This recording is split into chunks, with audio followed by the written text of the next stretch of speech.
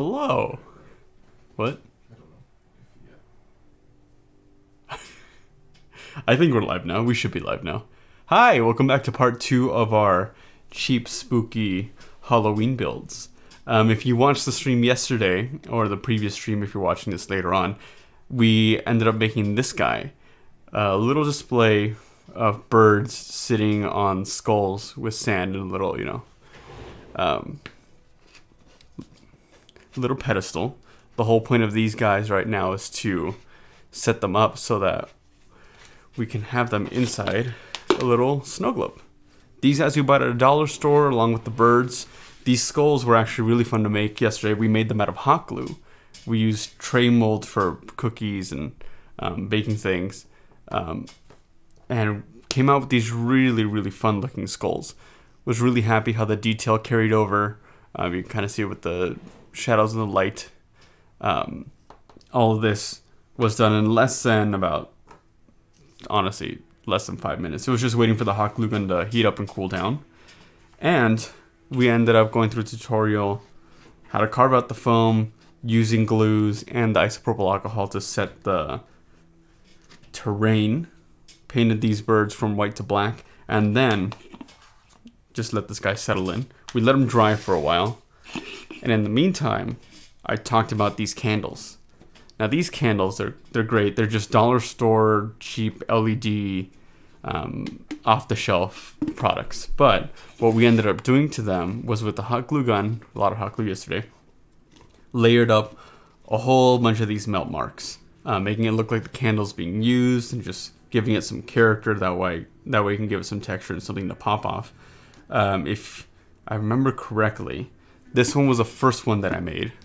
It was just a test to see how it would work. It has, in my opinion, a lot more organic details with the wick and the wax just kind of melting all the way around.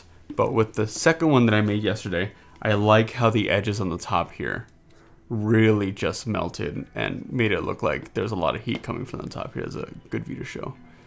Just this whole section, you can see it with light as well. All these took less than a few minutes to make.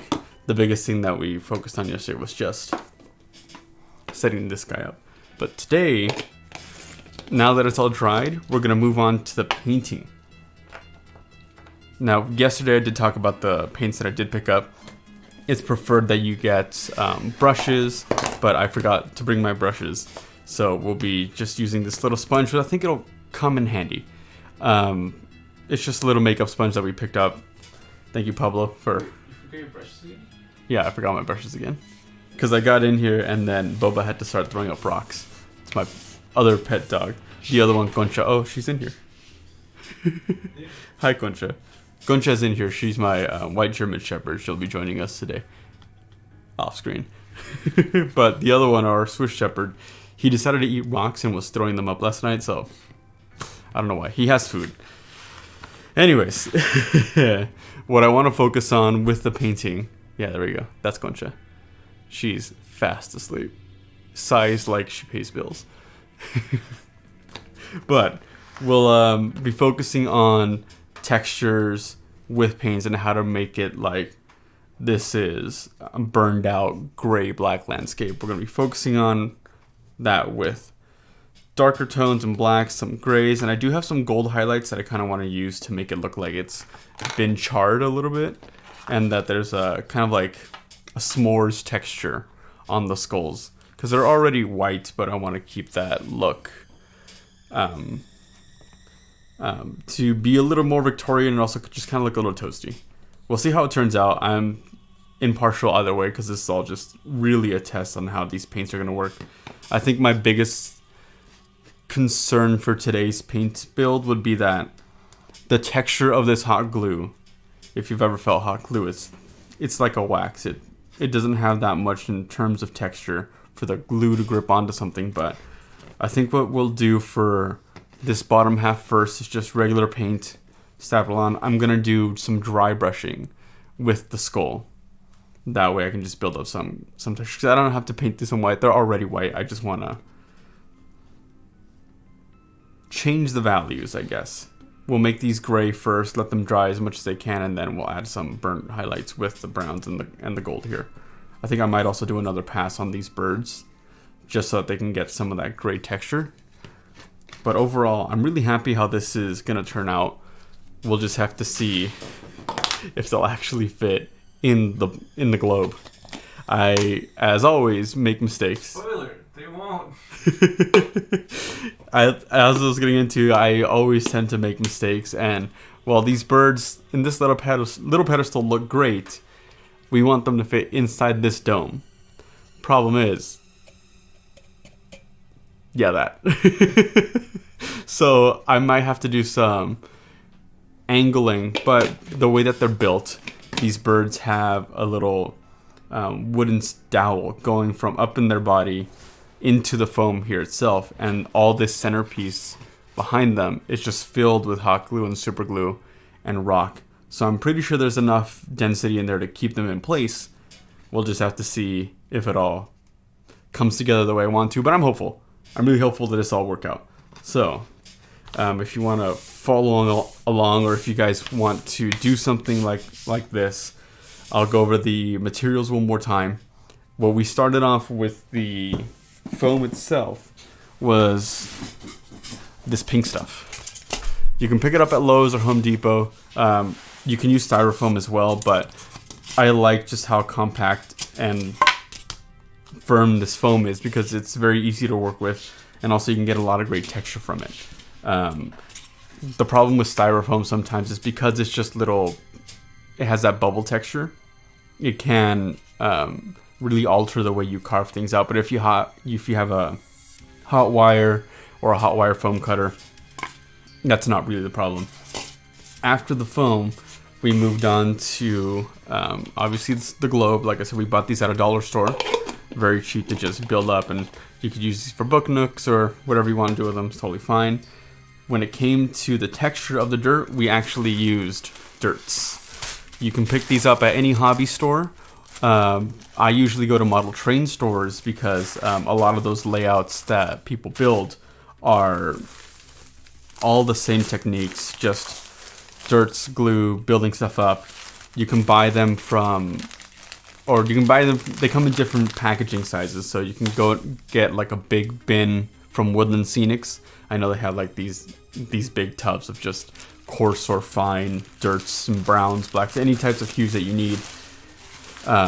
Or you can get them in small packs. Another thing you could do is, because dirt is free and it's outside, you can collect as much as you need, dry it out, and use it for your dioramas. If you have a dispensable little grinder, you can use that to get different textures. A good technique for getting accurate foliage, because we'll give you this example.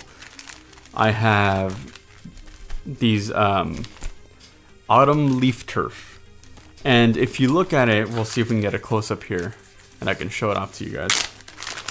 This turf is little foam flakes. Let's see if we can. There we go. You can see the texture of it. It doesn't look like leaves. It's just like little foam flakes that have been just ground up in different colors to give you that autumn look. It's fine. It works well. If you wanted to use it for moss and things like that, you can totally can, or you can just use it for leaves. A good way that I've seen is to actually go out, get your own leaves, and ground them up, dry them out, put them in little salt and pepper shakers, whatever you need to help you get going. But all this stuff is just really easy to get a hold of. It's the same stuff with the grass. I have different types and colors and textures of grass to build up small displays. Eventually, I think I do want to make a little coffin and graveyard display, and these will come in handy, but we'll see if I can find more of these snow globe things from the dollar store. After that, these paints, they come from hobby stores. I usually go to Hobby Lobby.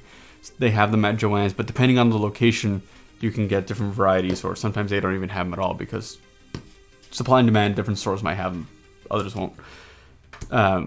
Really good. They can be really cheap, and these are all the cheap stuff. I don't really care. As long as it looks good, I don't really mind it. I'm not going to be using an airbrush for any of this stuff, partly because I don't have one, but also because I don't think it's really that necessary. And while we're moving on from that, to kind of bridge those things together, These are the most important things that we'll be needing, or that you'll need whenever you're building any type of display like this. This first bottle is glue. Now you can use Mod Podge. It works for sealing stuff in as glue, any of the hobby techniques that you want to use. It's great. It's a great multi-purpose tool. If not, and you just have Elmer's glue, this is what this bottle is. It's 3 parts. It's 3 parts in total. 1 part glue, 2 parts water in this little bottle, so that you can really get all this glue to go into the crevices and all the recesses here at the bottom of this display. Because if you can kind of see the rock surface over here, what I did to achieve that was I just carved in here the sides of this foam. And that's why I really like that this foam works as well, because you can get a lot of great texture from anything you use. You can use a Dremel for this. I just went in for the blade. Well, I did use a Dremel later, and I full sended it for the skulls, but watch the last stream. You get to hear Pablo panic and me, lose my sanity, as I usually do by the time we get to the end of these builds. I'm like, all right, let's go. But like I said, glue is going to come in handy, because all you're doing is just playing with glue and mud, building up all these layers, gluing it down, more layers, gluing it down. We let this cure overnight, and it's phenomenal. Nothing's falling off. All of it's well in place, all the rocks. We started off with finer grained things and then built up texture. Obviously, if you want to have like big boulders and stuff, I recommend getting in the boulders first, then putting the sand or the grass on top of it, so it looks like it's filling in those sides and makes it look more natural. After that, the thing to keep in mind about this glue in the water is because it's a liquid and it behaves the way it does, it has water tension. Isopropyl alcohol breaks out water tension. I think this is 98 proof or 90 something. All have worked. I'm pretty sure there's a video out there explaining as to the differences, but why can't you put the alcohol in the mixture? So I can put it in the mixture, it's just that it really thins it out and dissolves it. And most of the time when it comes to working with these glues is you want to have control over it. For this build, a lot of the times I actually supplemented all of my things that I did with different types of glue. So I used Gorilla Glue for part of it when I knew I needed to really secure things down. Regular white glue came in handy. This is just Elmer's, comes in handy for everything. When I had a boulder that I didn't need to secure so properly, but still needed to kind of hold its place. And then I used the diluted stuff for the dirts and the grasses, and then the isopropyl. It really just comes down to trial and error and what you're more comfortable with and what you think is necessary for the build, because there's techniques on how to do things, but there's also no real instructions, because at least for this guy, it's wholly original, and there isn't a manual on how to necessarily do this. And even last night I was thinking, like, I could have done this better, or there's another technique that I found for some of this stuff later. I'm like, okay, well, trust the process, you live and you learn. A lot of this stuff was trial and error, because the first guy that I made of this guy was, if you can kind of put him, I'm gonna put him in the center again, and I showed him off last time, but he is a little spider on top of his mound with the skeleton in there. Now, if you see a little farther down here, we go more into the texture of what I was saying with the grasses and things. What I ended up doing here is actually I painted the base brown just so that I can get some contrast between the skeleton and the spider, but then built up a little bit of dirt, put in the grass, autumn leaves, and I did have a little bag of little fibers to make it look like it was hay or vines, stuff like that. I just piled it in. You can see it right there, the scraggly bits in between the spider's legs. All of that really just came into adding it all up, and the spider intertwined with the bones and everything is just super glued in. The big leg pieces over here, the femurs and all that, I screwed in a little hole with a screwdriver and then put hot glue in there and jammed in the bones so it would stick out. I learned with this guy that I really had to be conscious of the space that I was putting with the foam block on top, because when I was trying to put it in, the first half, when I cut it, it was too big, so it wouldn't fit. So I had to shave that down, and as I went on. I tried to keep everything localized, but I just really wanted to have the look of this little hand coming out from the bottom of the diorama, because it makes it look like the skeleton's doing jazz hands. I've been murdered. But the big problem was trying to get this guy to actually fit when I was putting in the bowl, because you see how narrow this is. But he came in, it should be fine. I'm not really planning on opening this anymore, but I realized that because of condensation and heat, and because I let it cure inside the bowl, some of the liquids and gases just kind of stayed in there. I'm like, okay, well, I have to account for that. So I think I'll be drilling in tiny holes here at the bottom, so there's air travel through it, so it doesn't fog up so much. And yeah, it's already starting to fog up now with me touching it with the heat. But like I said, you live and you learn. You figure things out as you go. But like most things, the show must go on, and we're continuing. So today I'm thinking that I'm going to line the bottom edge of this rock facing structure with black, so that as there we go. So as I build it up with the gray, there's a bit of a transition, because I have a lot of heavy blacks up here with the birds, and I want to use it to kind of fill in here. I think I will put in like 1 or 2 drops of paint inside the eyes of these skeletons to kind of give it that shading, and dilute them a little bit with isopropyl. Just let it soak in through all the gaps and crevices, and then go in with other paints and just do a dry brush and let all that stuff fill in and make it look like it's cracked. I think I will also go in here with this knife and just kind of give it some scratches and texture, so it doesn't look perfect, because nothing in life is perfect. So filling that in, I think, is going to really make this thing pop. And I think I will also kind of give some highlights to the birds. I'll get into it when we get into it, but I'll just be brushing very lightly on like the feathers and the heads to kind of give them a little highlighted edge. But that should be all for the supplies. I don't think I'll be needing the hot glue gun today, or at least for this part, or the Dremel, but you know, have them on standby. With my X-Acto, I do have extra blades, so we'll swap them out whenever it comes to it. But like I said, we're just gonna go straight into painting today, so I'm not too worried about that being a problem. Just different things to consider. So, because I don't want to get my hands dirty or as covered with paint like they were last time, let's actually wear gloves this time and commit to gloves. Because halfway through I'm like, oh, this is annoying, let me take them off. But paint is a whole deal that we have to keep in mind. This was the gray, and this is the black. Let me get some things out of the way here so people can follow along.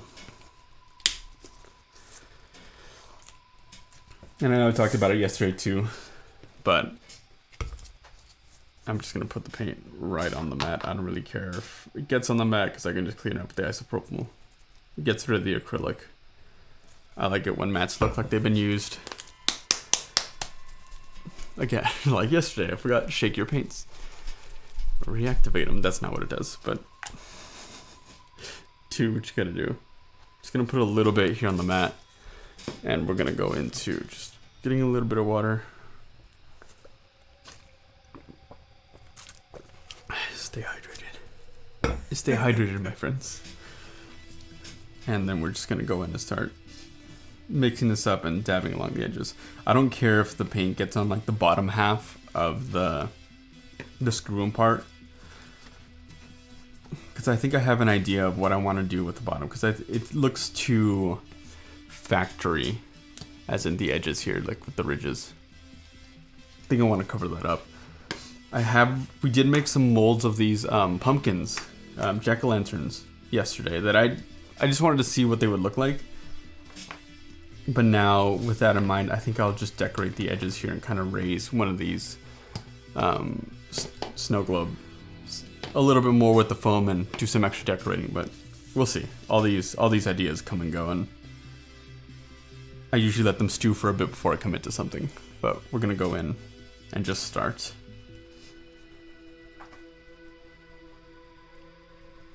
That might be a little much, but might be a little much here, but I'm not too worried. I'm just gonna focus it on the bottom And then we'll just build up the paint as it goes. I do want to have this look a little bit more presentate, or give it a little bit of that presentation display look by having the black edge at the bottom. But as I finish out this edge, I'm going to be dragging this paint upwards. Just use the back end and just drag it up. Because eventually this will dry and it won't look as strong. You like my crow sound effect? This will fill in all the gaps that I need. Oh, you can kind of see here. I'll show that off in a bit, but part of the paint started getting on the skull and kind of highlighting the face. But that'll wipe away as I go, because I really want this to get into the deep recesses. But we'll address as it goes. Also, if it gets to the point where you have too much paint on something, I have a roll of paper towels with me, so I'll just be able to wipe things away. No harm, no foul. I will say, cleaning up the edge, or putting a little bit of water on the edge, and wiping away like that will come in handy, because these are just acrylic. It's not going to be oils and stuff. It's like, I've used oils, they're fine. I like it. Different art, different texture. I just don't really have the patience for it. Which we were talking about yesterday, and this hobby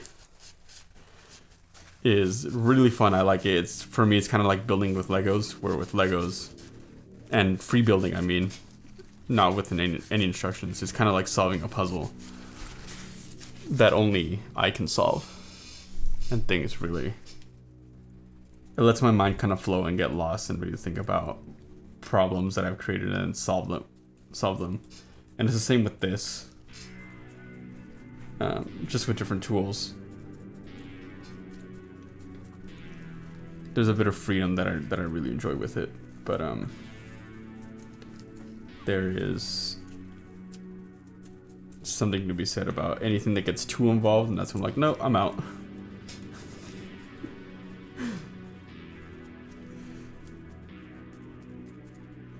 It's like getting mad.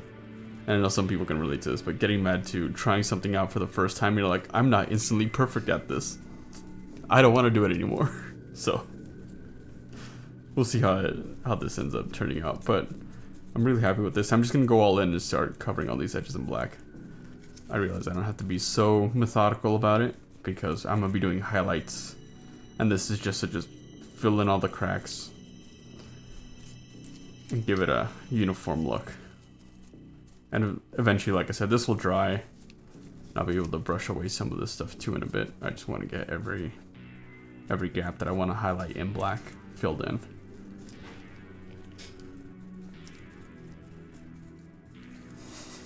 I see a rock face and I want to paint it black. Aha, callbacks.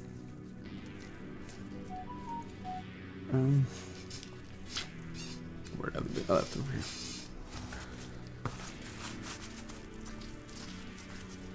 If you guys have any suggestions on what else we should do, like if you wanted to see us do model kits or something like that, I'm always down. It would be the first model kit that I do.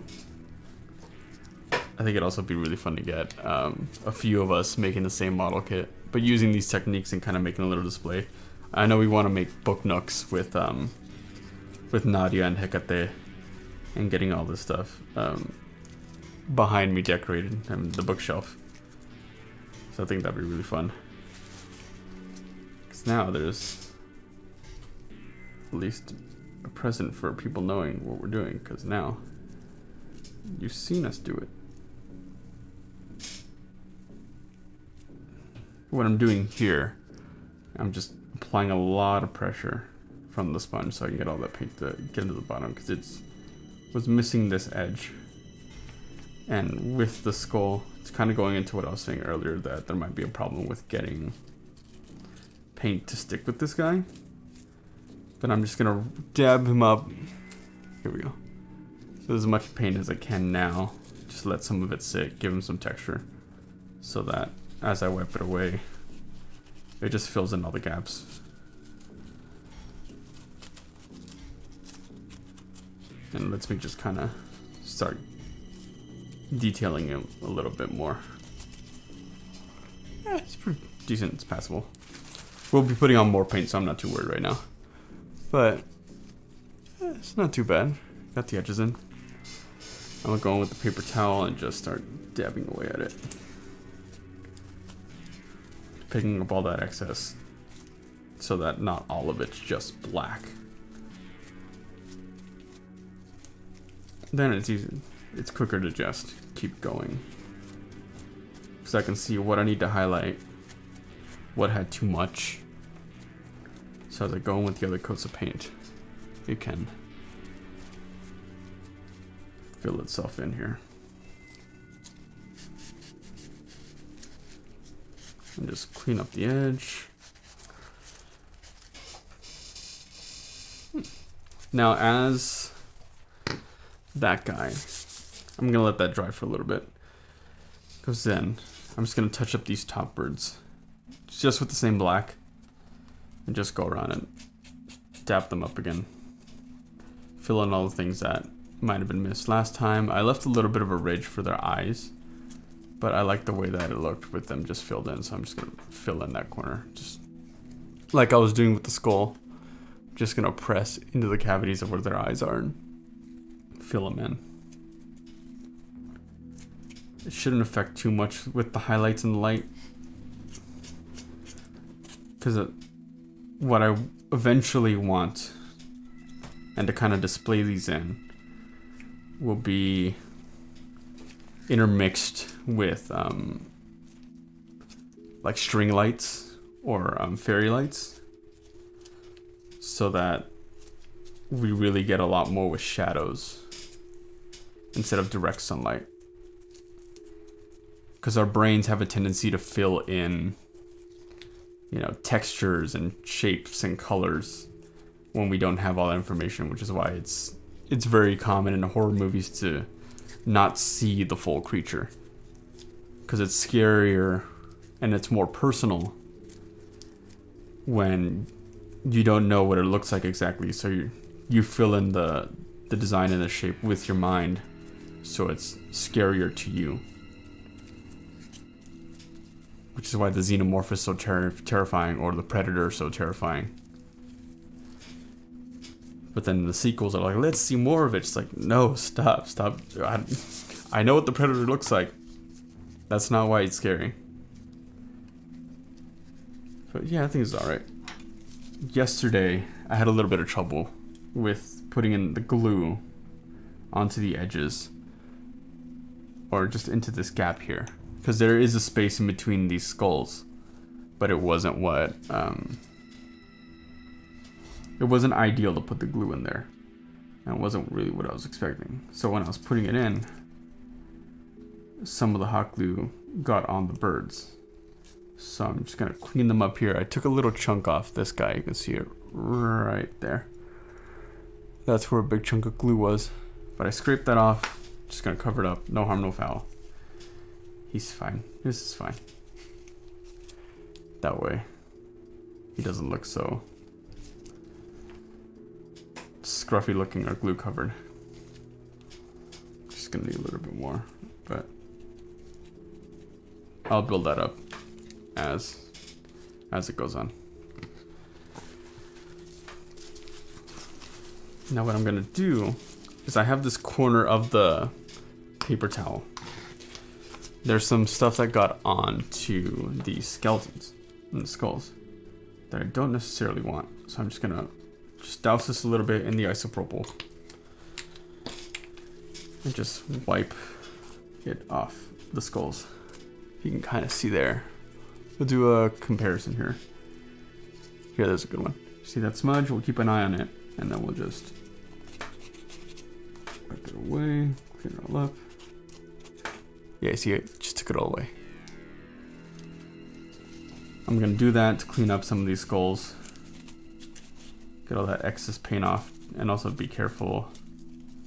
While also being careful of not getting this on what we've already painted.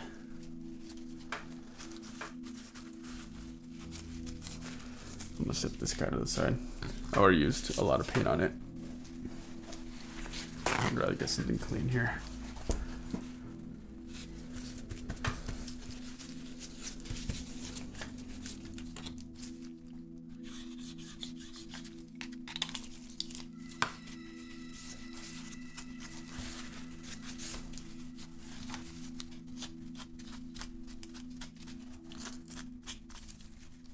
No, this is fine with acrylics. I haven't done it on any other types of paint. I think I might have done it with spray paint, but I don't want to say anything that I'm not 100% sure on. But if you want to try, let us know. I'd be down to know, because obviously with the spray can, it's easy to get a lot more mistakes.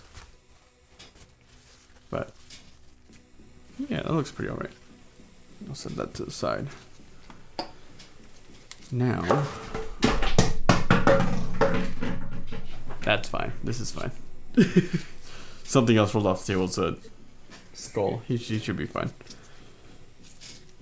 What I want to do, we use the black. I want to go in with a little bit of this darker silver. It's like a gunmetal type of silver. Kind of give it that regal look. I'm gonna brush it on the edges very lightly, just to give it some highlights. I'm gonna squeeze off this sponge real quick.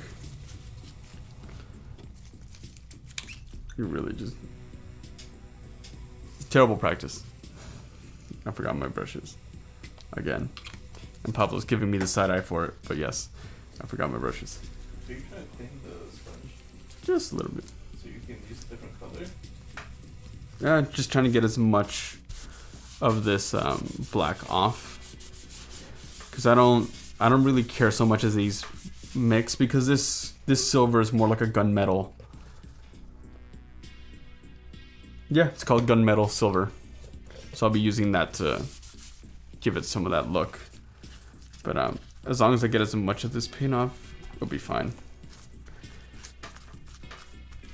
It's just so that I can get a little bit more control with it. Yeah, that's most of it. I'm happy with that. And just clean up the rest of the black that was there. Use that same spot.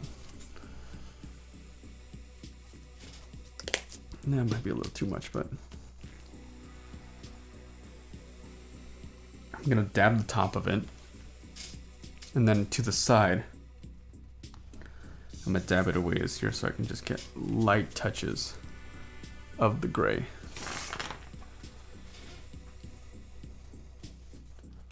Then what we'll do, we're just going to be just lightly putting it on top. You can see how much it already just kind of changed that whole look. The black helps in by filling in the corners that the surface touches won't get, so it gives it a great amount of depth and really tricks the eye to kind of account for highlights and shadows.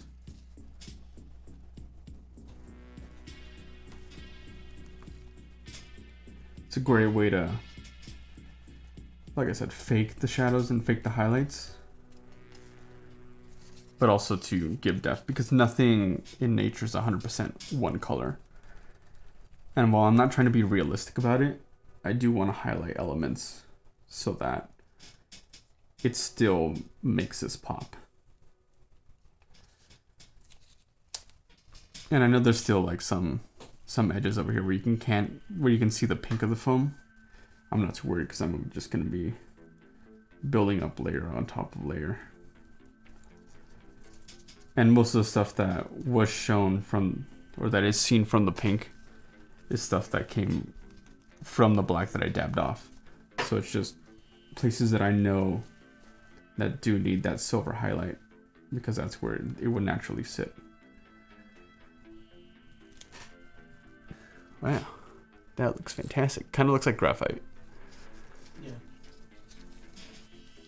That's actually really cool. And the benefit of kind of doing this as well,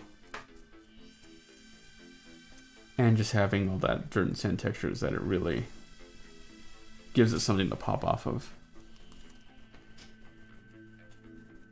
If there's any places that you see where you want a specific look, as in you want dirt to fall in to an edge and it just doesn't look like there's enough rocks, just go in, add rocks. You don't even have to do the whole diluted glue. You can just go in with super glue and just fill in corners.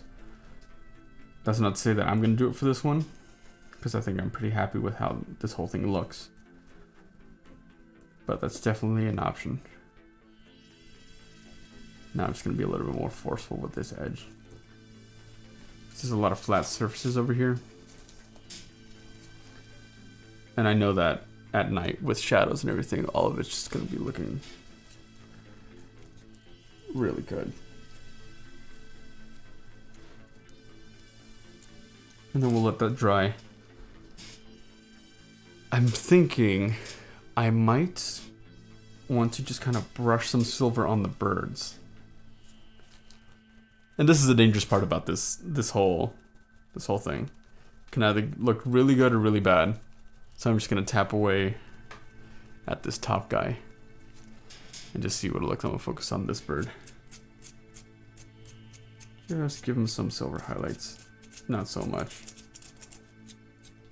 Not really painting him, just lightly stroking him with the sponge. Just to kind of give him that silver look, because it's the base of the black. Will kind of help to give it a dual tone type color. I might just go all in and just make this guy lightly gray all the way around. I'm really liking how it's turning out. They'll also look like little metal statues, which I think would be fun. And then if it gets too much, I'm gonna use this dirty one because it still has some black paint. Just dab it off. Yes, you have a question, Pablo.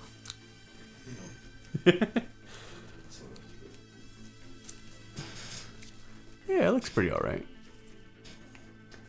Let's get the front side here. The problem is sometimes it's just figuring out when to stop, because sometimes you can just go too far and then you have to work with something that you got and you might not be happy about it. And I'm just gonna go in and do it for both of these birds now, because I'm really just liking this look. Definitely learned from the first one, but I'm just gonna do uniform strokes all the way around. That way I get more even coverage.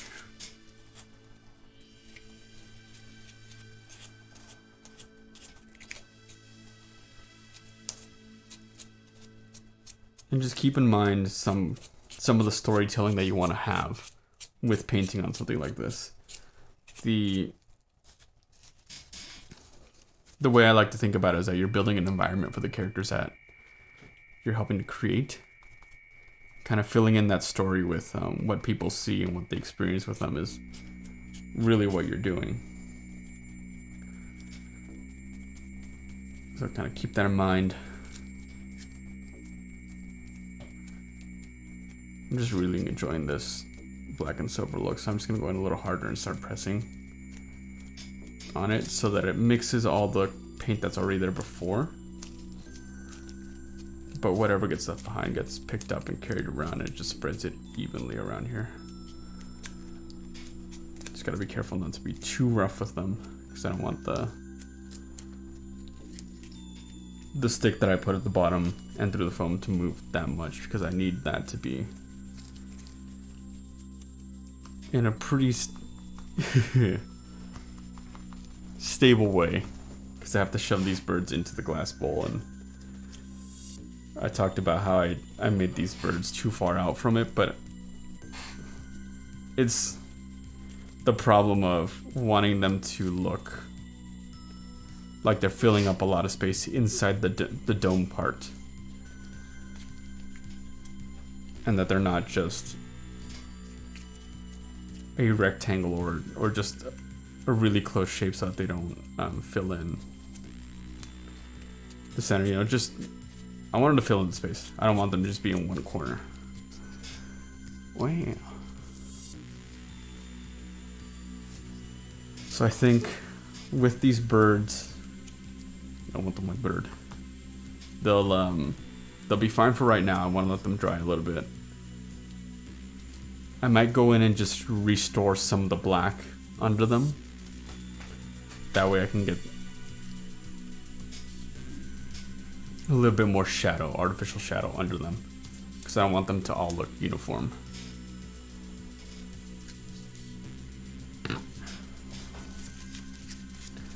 Now I do have some of this bronze paint. I think I might do a lighter color of bronze just here on the edge and scrape it up like we did the last one. I just want a bit of a charred look, or I might just go in for the bronze on the skulls, but we'll see as we get there. I'm really just feeling out this whole look as we go. Clean up some of this real quick here. But I'll keep that silver. I might have to go back and forth.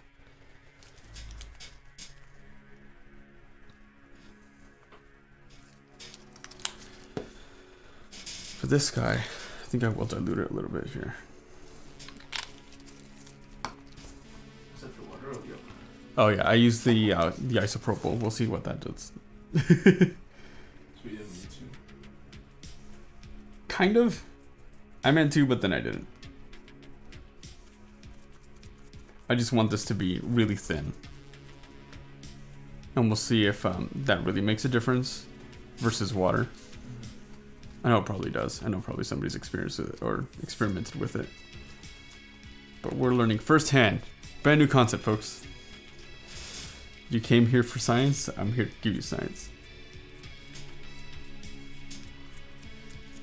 Yeah, I'm not going to go too much with this guy. You can already see a little bit of how it's kind of turning out. I'll do it on... where do I start? I'll just do it here. I'm going to keep that in focus there. I'm just doing the same thing that I did before, just kind of getting a little bit on sponge, pushing it away, and building it up.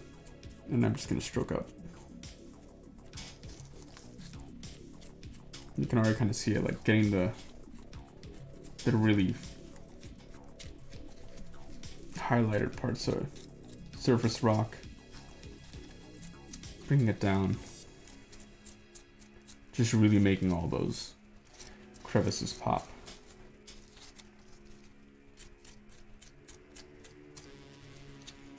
And instead of going up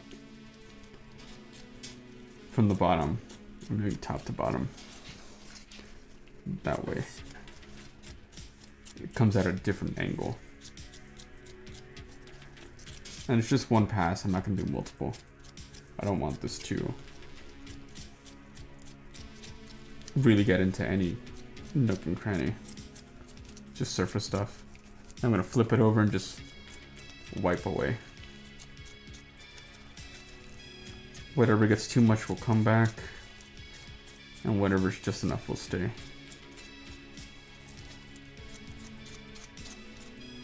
And if I really need to make any changes, I'll just go back in and make changes later.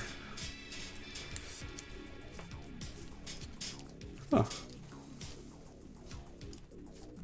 Yeah.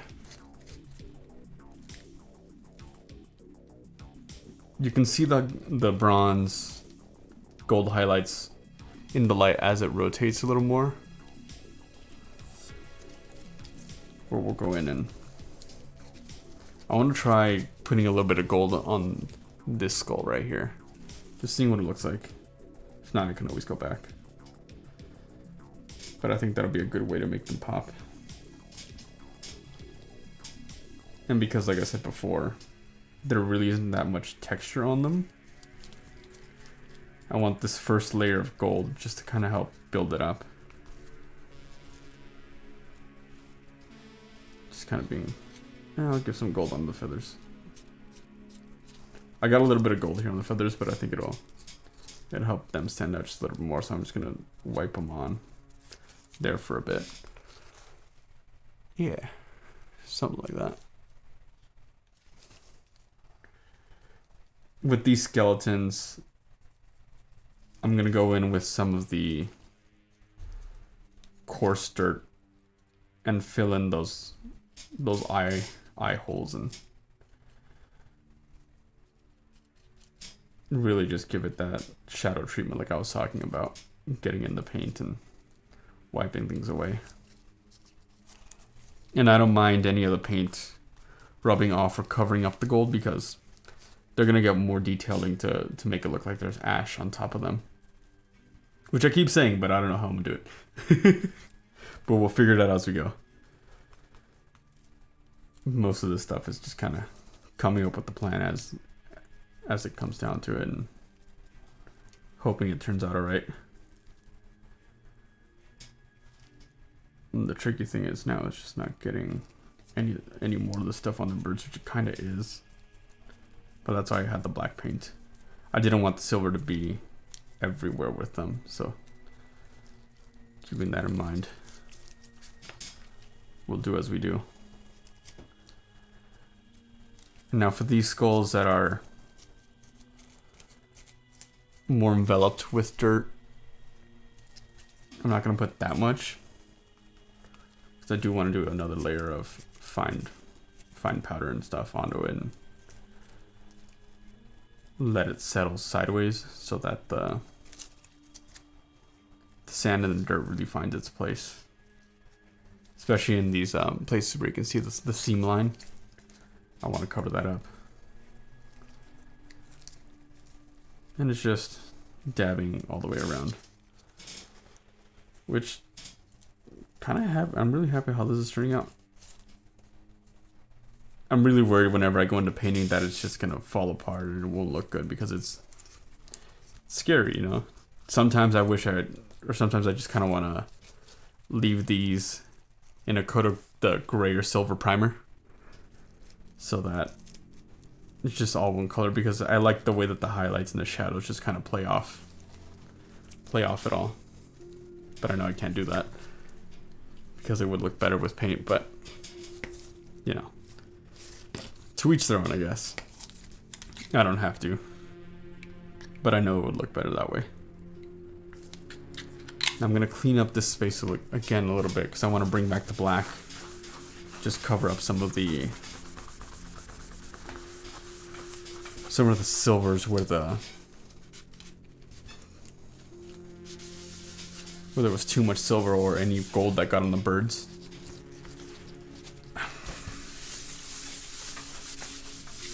Because I do want them to stand out. I don't want it all to look black and silver and gold. There has to be separation. We'll just bring that guy back. It's gonna metal, this is black.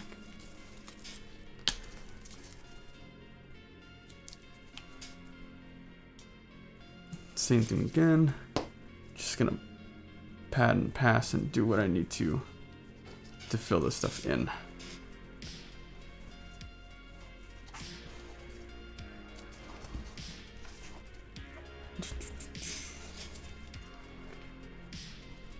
I'm just gonna tap it off to the side.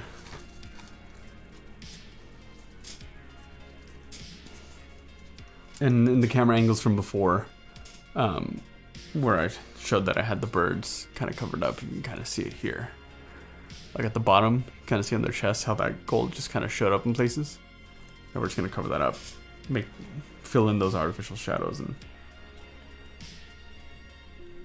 make it look like the birds are just a little dirty, because I don't want them to look so regal to where they can't present. And just, you know, like I said, the shadows. I'm gonna put a decently sized drop here at the bottom, I'm just gonna spread that as we go and just pull it out and around.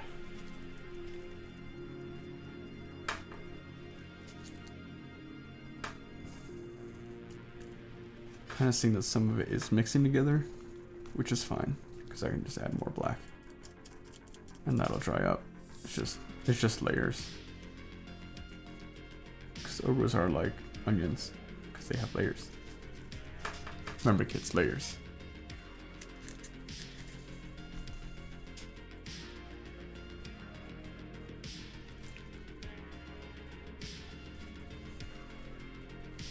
Also gonna use this time to fill in some of the edges where I want a little bit of shadows for the birds.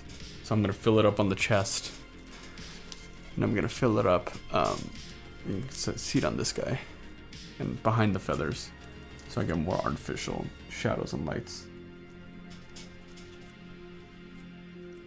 Not being too forceful about it, but also making the black presence known a little bit here.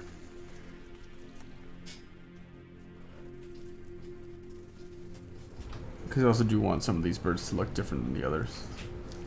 And then, if it gets too much, just tap it away, brush it away.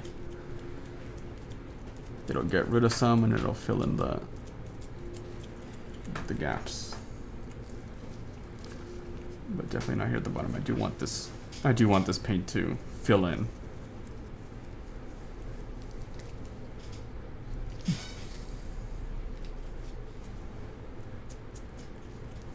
I do want to thank everybody who actually showed up yesterday.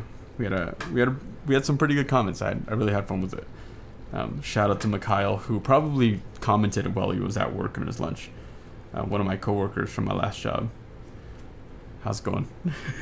I know you'll probably see this one too. And Vaughn, and I think we're now, last time I checked, we were at like 33 views. Which, That video, yeah. Which is fun. Thank you everybody for showing up. Eventually we do want to keep, we want to keep doing these. I think it's really fun. We want to be sure that everybody has a chance to see them. And because we figured that doing build videos was fine, this is a great way to get people involved and just kind of hang out.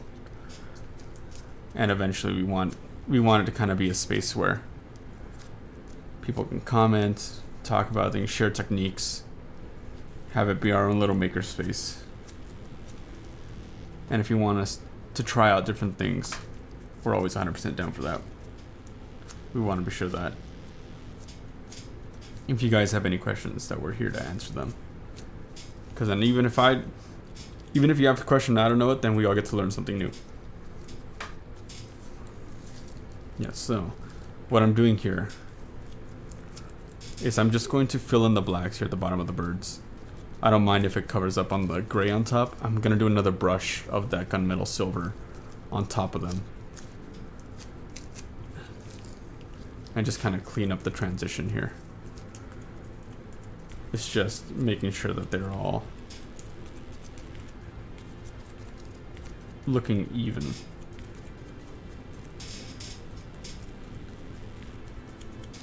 There's a lot more of the gray than I was expecting, and the gold that just went over. But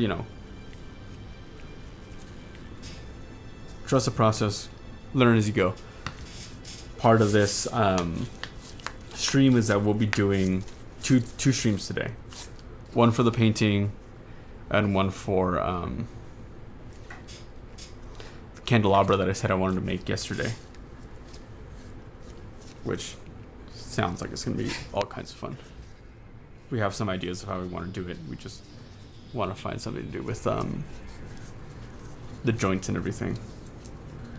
So I think this is looking pretty fine right now. What I'm going to do now is with the different types of glues while this paint sets in, I'm going to fill in parts of the skulls that I want gaps filled in. That way I can let that set and let these guys just really fill in, because before I move on with anything else, I really need to, we'll give it a little bit more of an opening. I really need to be sure that I can start covering everything and be more precise about it. So that guy just went in there. And if you're wondering as to why you use the diluted glue, it's for stuff like this. I'm not too worried about this X-Acto. I used it yesterday, so I don't worry about getting glue or stuff on it right now. I'm gonna replace it anyways. But filling that in and then going in, you see right there. I pushed it in with the blade, bringing that water temperature, but I'm just gonna do a few drops of the isopropyl just so that it breaks it up. I do want to switch up the color a little bit, but not so much. That's the chunkier one. This is big old rocks. Here it is. I'm gonna break out the fine gray. Let me set the guy down. This stuff. Just tiny bits of sand. And with the Elmer's glue, it already filled in that back corner, which is nice. I'm gonna put in a little bit more and just drop it in here at the bottom. Okay, with a little bit more isopropyl, and then we can go in and start covering that line up.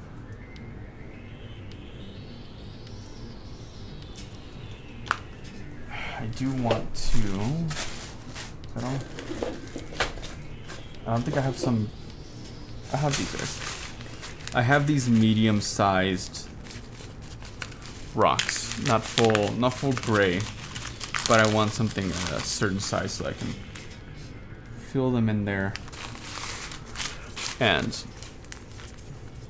kind of just put them here at the base because I wanted to make it look like bigger rocks collected at the bottom. And the smaller stuff is there. I'm not too worried about the build time with the Elmer's glue. Here. Just shove them in. Because then with this stuff, here, I'm gonna take these gloves off. I don't want the paint to spread.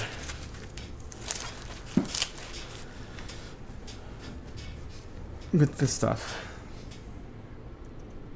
I am gonna be filling in with other colors and diluting some paint so that I can get the gray to fill in. And as the glue disappears into that crevice, it just means that I have more opportunities to seal in whatever wasn't sealed from yesterday. And it can drip into that middle part. Now for stuff like this, I've got a pretty good stack of these pebbles, like we did yesterday. Just gonna push them in, give it one more here. You don't want to be too much, but you also want just enough, so whatever feels right to the build. I'm going to use a diluted mix.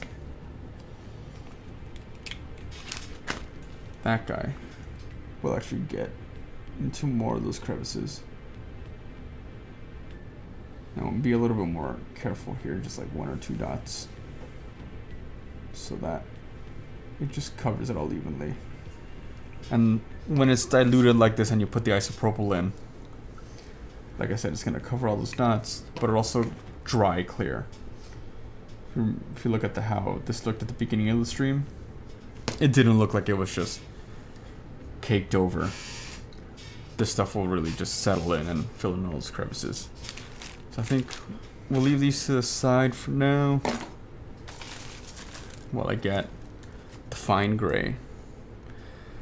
This is the stuff that I used to cover this at the beginning, but I'm just gonna fill in that corner, just lay it all on top. I'm not gonna get too worried about covering it too much because I wanted to fill in those gaps. And then just lightly tap it in whatever gets gripped onto the glue is fine. And then diluted mix will just right on top of that. If it wants to. That's a bubble. No, stop it. That's what isopropyl does too. It gets rid of the bubbles. So if you see how much just clumped in there, soaking in, and we'll break that water tension. That way you can really get into all that. That's fine. We'll use that as a base. I'm gonna go in for these medium grit rocks, just kind of sprinkle a few of them on there. But I do want them to fall a little bit more to the bottom, so I'm just gonna push them down.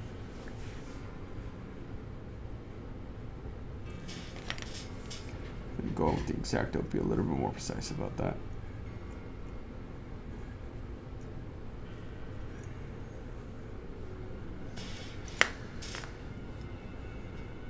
This is where I talk about me getting a hobby that's so labor intensive or just so focused. But also, I do really enjoy this. No. What's it? Splitter was fine. Yeah. I saw the water bubbles in the nozzle. I'm like, I don't need that, so I'll just take it as a go. Yeah. So if you... We're going to zoom in later once this all settles in a little bit, but I'm going to rinse and repeat that for the bottom of this skull here. If you can see, I'm going to point it out with the blade. There's a big corner here that the paint couldn't reach into. I'm going to fill that in as well. I'm going to use a little bit of the fine gray. Just kind of let it settle into that edge.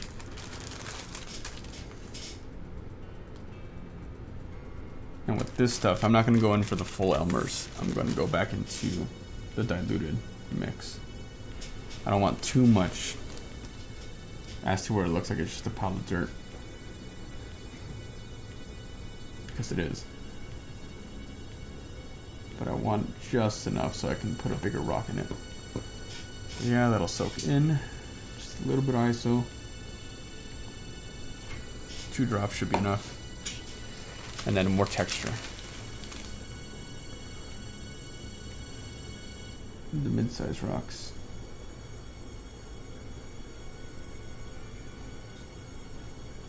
I want just a little bit more of those mid-size ones to show up, so I'm gonna just pack them in there and rinse and repeat with the glue, because it's all layers. Just filling them all in, making sure that everything gets an equal covering of the glue. So it all comes in at one point. I'm not going to put ISO on that one.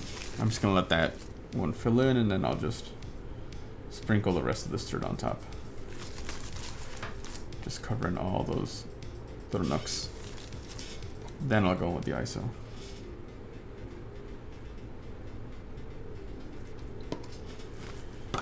And then rinse and repeat. More. And because I already put the ISO on this last layer, it should be fine. There's a teardrop part. Okay, there we go. That's what it looks like.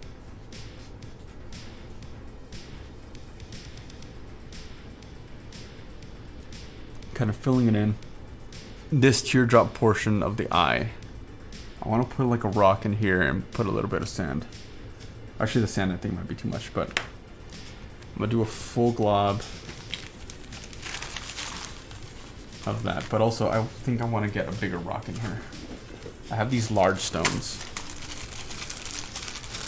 I'm just gonna find out the one that looks the part the most. And this guy's gonna get covered in something. It's gonna get painted. Maybe something like that here at the bottom. Just so that all this rock texture and stuff doesn't look so uniform. And then I'll just put a little bit of glue and sand on top of that, so it looks like there's a ledge that it rests on. So that guy actually, I'm gonna go in here with some super glue.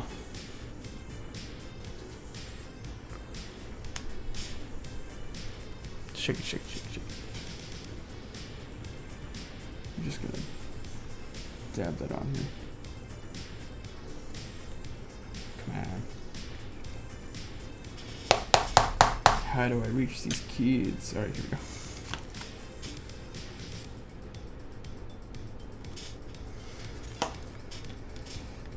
we're doing flat side down. This rock looks like it has a little ledge, so I want to be sure that I can get that ledge to rest on top of that super glue and just shove it in place. Like that.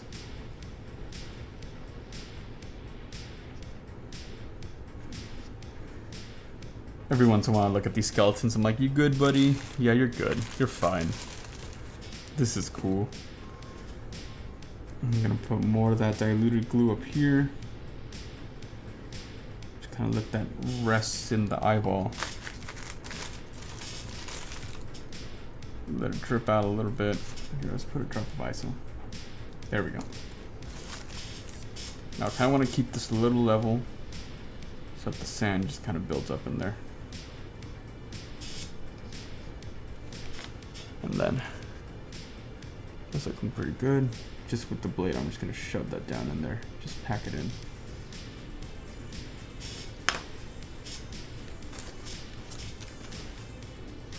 And then rinse and repeat over here. Just a little bit more.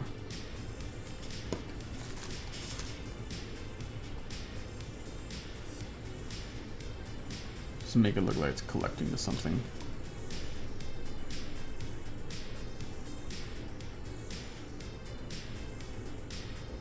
Because there's already some ISO in there, it's already breaking its own tension.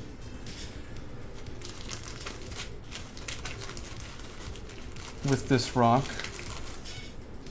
then do like another just dab of super glue here in the corner.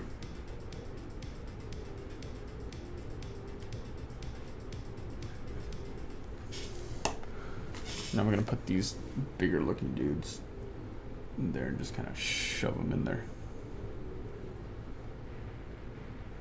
Because you want the variety, you don't want it to look uniform. Just like I said yesterday, there's no straight lines in nature. And if there are, they're not perfectly straight. They always curve or round up or do something.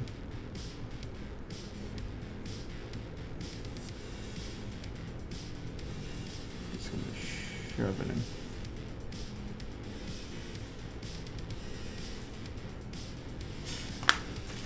Get a little drop of ISO.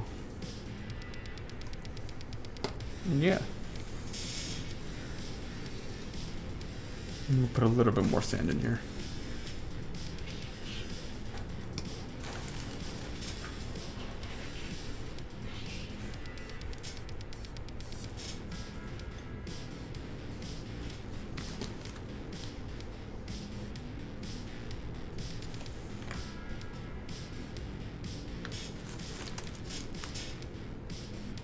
And then we're just gonna keep going.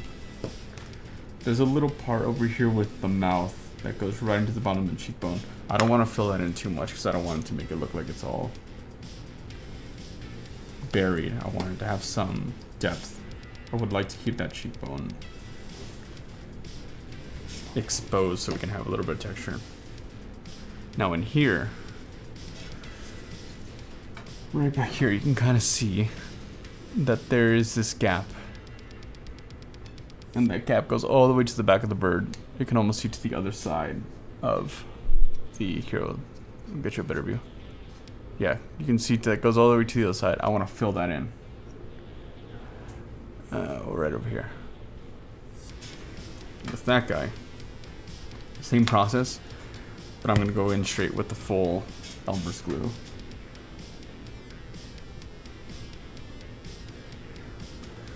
Let that settle, and then just break that in. So I want full contact.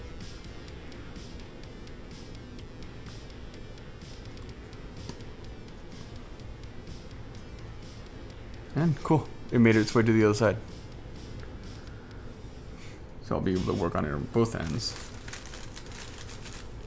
And then just sprinkle that on there. Tap it down. It'll cover itself.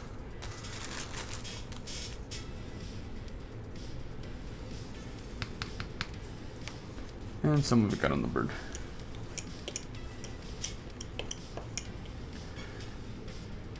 I've already just designated this blade as a glue blade. I'm not going to use it to be cutting today. I'm not going to always replace it, so. It just really helps to have something smaller and pointy to help direct.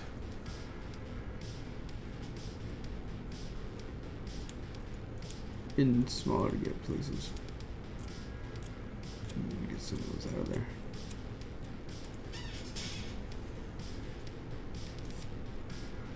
Just kind of shove that down because I know some of it's going to get on the bird. I mean, it'll naturally, that's what would happen. I just want it to look a little clean, and I can always, if there's stuff left in there, I can just paint it in. Paint it black. And just back in. Just gonna use my finger to push in dirt into that. What happened to your gloves?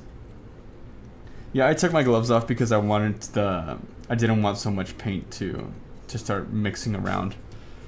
But at least I have a lot more control today than I do with what I started doing yesterday, because, you know, getting back into the habit, you remember techniques and remember things to do.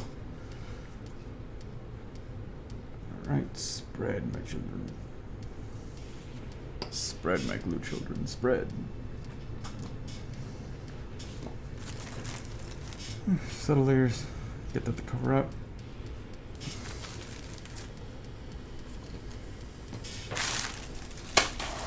These guys, I don't think I'll be needing these colors soon, but we'll just keep these two bags up here. Up here. Over there is good.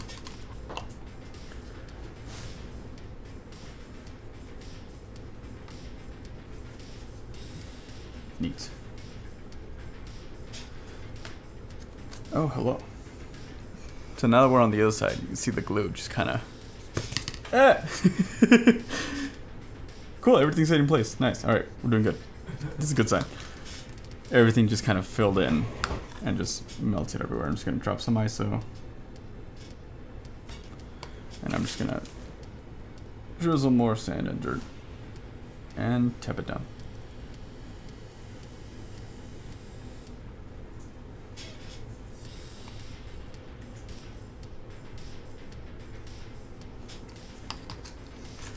I think I do want to have bigger pebbles on this side, so same deal. Rinse and repeat, but I want to have them up on top, not so much on the bottom. Making it look like there's a little collection of them. Give this side of the display a little bit more texture. And I don't mind that they look like they're very clumped up, because they'll just get covered up with the smaller sand in a bit. That's super glue. No. Diluted glue. Yeah, drop that in there.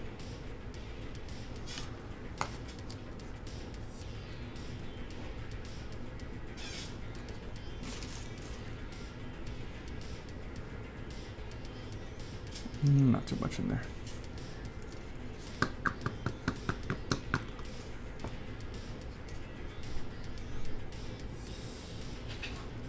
Yeah. Now there isn't too much I have to do over here on this side. This skull over here, if you can see, just has this edge that has to get filled in. And then part of the cheekbone here, but it's not too much. I want this guy to be a little bit more exposed, but the eye, I do want to put just some rocks in there, but it won't be a lot. I'm thinking that with one of these bottles, I have more of these tiny bottles, I might actually shake in some of the paint with water, so that I can just fill them in and have them fill in a bunch of cracks and do a wash with it. But we will start as usual. A little bit of glue, so if something catches. A bit of fine gray in there.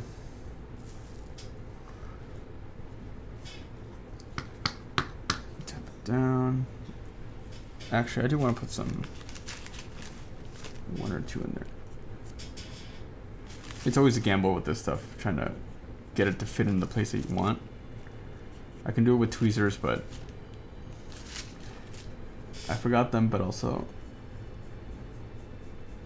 I have this knife. The knives would come in handy a lot. I do really like having it. So that'll dry, and then I think I just want to fill in a little bit of this on the cheekbone side. So I'll be just dropping in the glue as is. If it could stop having bubbles, that'd be great. Die, bubbles. Yep, alright. That just soaks in there. Get some to cover the surface.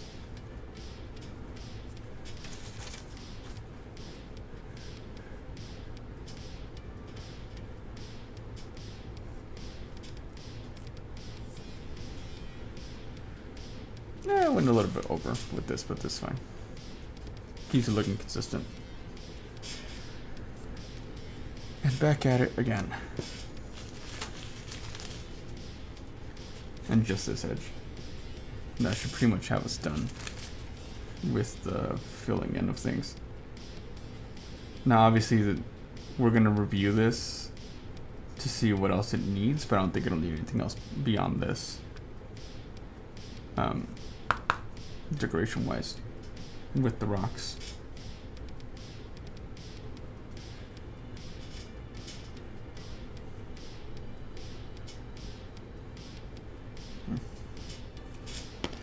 Go.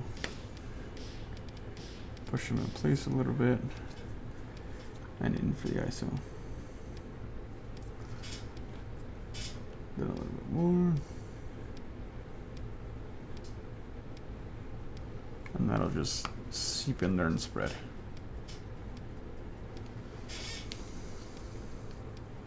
You just need, oh, I forgot this top eye.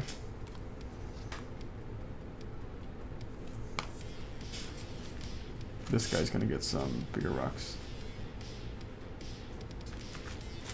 And a tiny bit of the sand.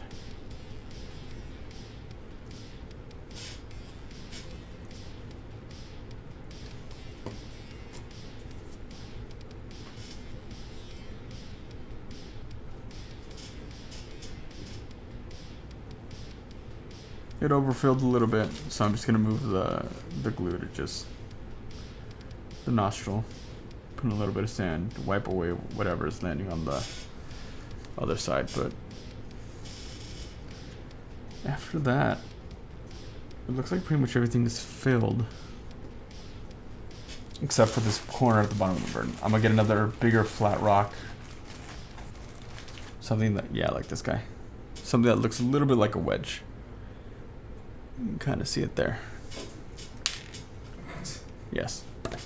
First step, drop it immediately, lose it, find it again, and then just shove it under a bird.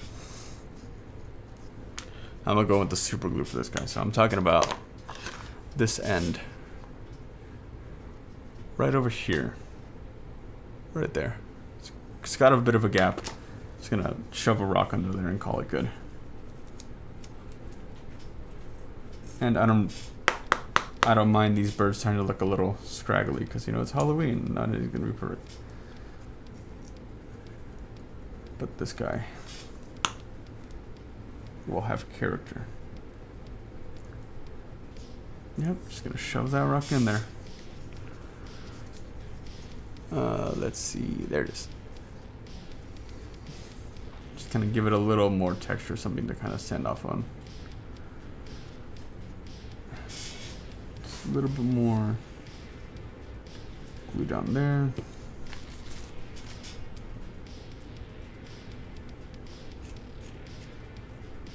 Fill that in.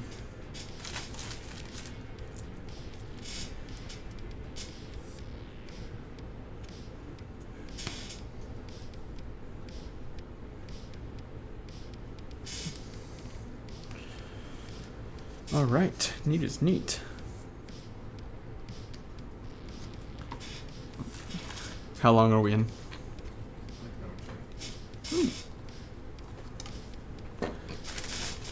So join me real quick as I just clean up the workstation. That's one thing I gotta get better at. I've had this problem that whenever I build with something or whenever I'm making a project, I take out what I need, but I leave it on the table with me. and you can tell how long I've been working on something with how busy and how crowded my desk gets. Much to the detriment, yeah. Much to the detriment of Hecate, because she likes and is justified and is correct in cleaning up her workspace when she's done, so that the next time she goes into her workspace, it's already clean and ready to go and doesn't feel like she has to organize and then waste time cleaning in the morning. But my brain over here is like, cool, everything that I need is out. I know how much there is and I know exactly where it is. And it looks like a giant mess, but I know where everything is, and that's the important part. That's but why it's a problem when we work together on projects. So it's a whole, it can become a whole deal, but I'm getting better at it. Look, you see, I'm cleaning. Wah.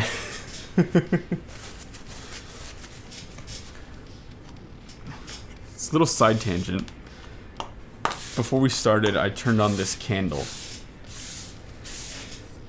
It's the one that I shoved into the bottle yesterday. I'm gonna bring it over. I wanted to see it drip. It's obviously not dripping. So, I'm thinking... Yeah, what's up with that? Because the way the wick is, and the way it's melting, what's happening is that Is it evaporating? it's melting inward, so it's got a little scoop. But I think the wick is also evaporating, because if this is the modern candle, it doesn't spill everywhere. What? I didn't know we had that technology. I don't know, man. Does it look like I know about candles? I just kind of picked it up and said, alright, this looks spooky enough. Okay. No, I did. Before we started, is what I was going to say. I went in and I, carved lines into it so that the wick would spill out. It hasn't. It didn't. So, I don't know. We'll do it now that there's liquid wax on. No, don't do it though. Alright. Just put, you know what I mean? Like you're saying there's a little like pool of it to do it now, so maybe we'll try to come out. Here, I'm going to make a big V shape in here and just see. I'm going to push this edge. Here. I carved out this little triangle thing, but I pushed it right along the candle. There we go. You can kind of see it. There we go. Carved out a V, and I pushed that V up to the top to see what it does. But I'm also just going to carve just a long channel here at the bottom. Pull that guy out. And I'm just going to get right up onto the edge of that. Of the wick. It's not working at all, is it? No. But here, we'll see what it does. I'll let that go. I'll put it at an angle if I can get more to kind of just drip out. That'll be perfect. If not, then this will be a hole. It looks like flour. Problem solving. I also have a heat gun. I could just forcefully melt it, which we could do. But I don't know if it'll actually drip down. I don't see any liquid wax. Exactly. Can you tilt it and see if you can get any of it to spill?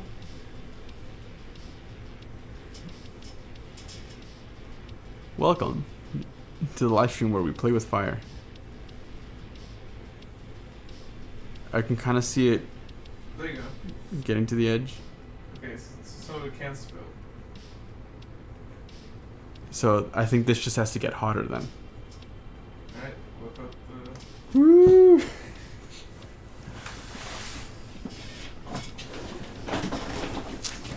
I will say, the thing that we're doing Sure the fire's like not directly under the camera, yeah. This may or may not be dumb. It's really dumb what we're doing. Maybe, question mark. But we're doing it for you guys, for science. And because I want this to be cool. We'll keep this at the lowest setting. Well, I'll bump up the heat to medium, but I'll keep the fan at the lowest setting so that we can have some control over it. Instantly just gonna This is fine. Oh, you see, now it's starting to drip. Yes, my dude. Look at that.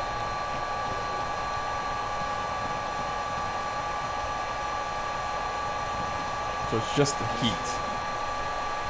Yeah, that guy looks really cool.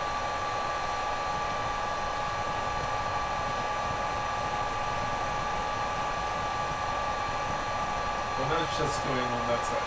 So I would say It is dripping on this end too. Yes. I'm thinking the more this overspills, the more lines we're actually gonna get. Because now almost every inch here, if I lean in a little bit. Oh no!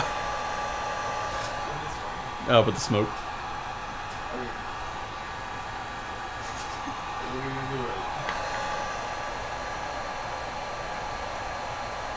This is actually also working really well too. I can just drip everywhere. Now the wick's gonna be Real thick? big. Because like you're melting it around the wick and it's not burning off the wick at all. But if we light it, Yeah. I can still cut off like the burned edge. Here, I'm gonna actually bump up the heat a little bit more. There we go. Here, if you can get the bottom of the bottle, this is what I really wanted. Yeah.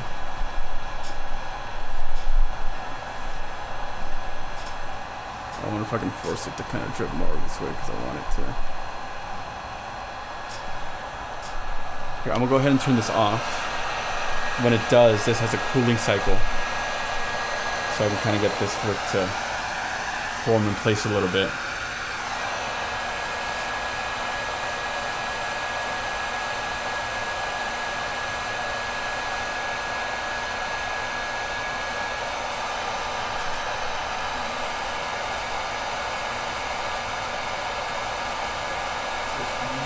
I know. But I think that'll be better because if it burns, if it already has that path, it'll start dripping over naturally.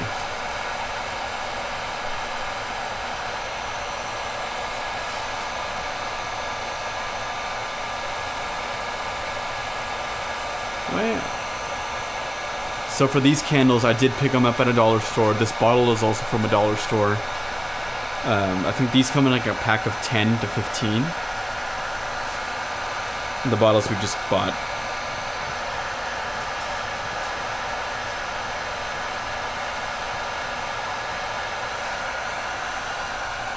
I'm gonna set this down to the side. It's already cold.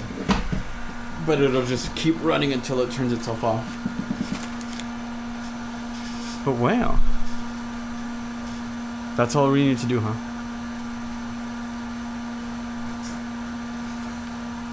Well, Short now. yeah, but we do have longer ones. Also, if you can kind of see, I kind of broke it the first time we were setting this guy up. So there's just there's a little bit of a lip that formed here on the edge. So none of the wick actually came on this side. It actually traveled down to the sides to the edges over here, but not here in the middle. But yeah, no, that's really cool. Now I know this works, and I have these wax pieces on the side. I'll just collect them now and just put them in the corner. I might be able to use it for something. Kind of force some of it. Yeah, like, forbidden candy, don't eat. Interesting. I'm really happy with how that turned out.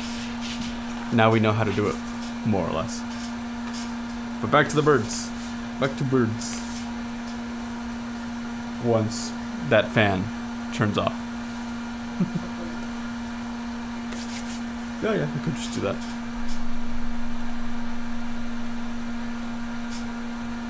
Excuse me. There we go. Neat. Alright, so trick for these guys then. I'm gonna bring it over here. Trick for these guys. Low heat, low fan. Get a little more control. I think I will pre-carve some of the edges on the candle for the next one. That way it drips evenly all the way through and I can control it. Because I really like how we get these natural, just looking candle sides. But I want more. And if I can find cheaper ones and actual real size candles, I'd love to just put a candle here and just see it drip all over. But we can artificially do that with a candelabra, like I said. That'll be another stream today. We are going to take a break midway through so that we can go get just a few more supplies, get some things that we need for the videos, and then have that second part of the build, because this will just be for painting on this guy. I'm expecting to do some touch-ups off camera, but know that all the techniques that I'm talking about for this guy are all going to be the same, and I'll just tell you like what touch-ups I did and what it requires. So let's go back to Birdland. What I did with this guy before was to just kind of touch up these edges. I said I had other bottles, so I'm gonna break out another one of these tiny bottles. I'll put some glue, shake it up, and then just do a wash so that they fill in the corners.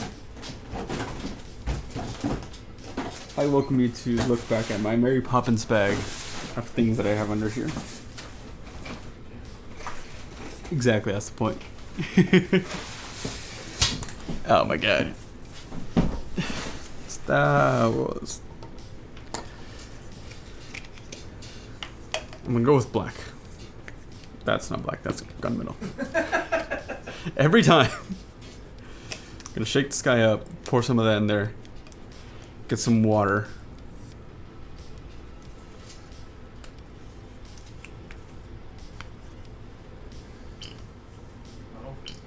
Oh.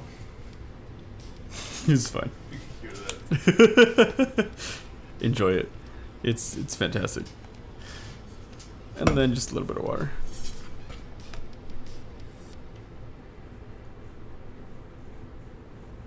Did you ever find your straw? Mine? No. Gabby's? Yes.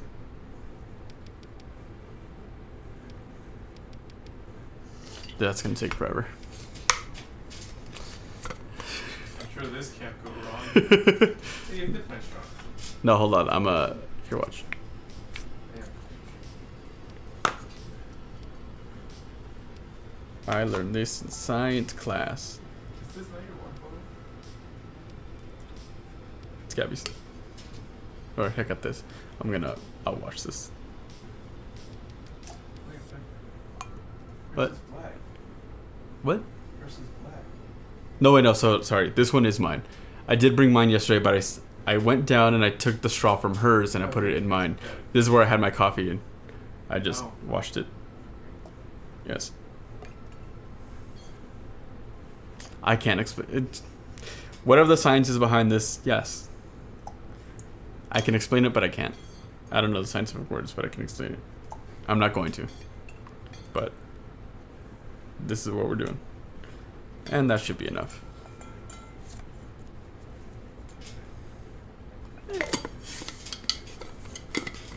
You can debate whether or not that's sanitary or not in the comments below. It's not. Wayne. Just gonna shake this guy up real quick. Now move this guy. Tell me, guys, is this a hate crime? Sound off in the comments below. Does this violate part of the Geneva Conventions? Who knows?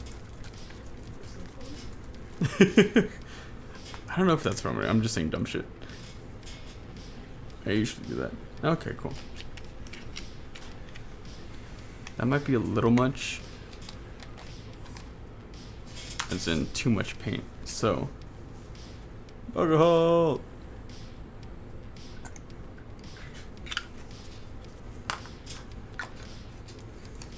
Forbidden drinks.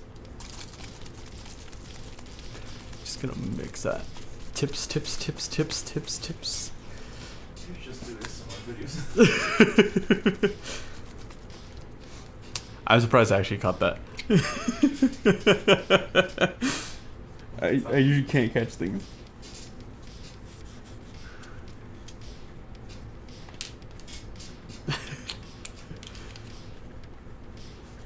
playing. I have a little feed of the stream over here, so I saw myself catch it. It's great. So, what I want to do.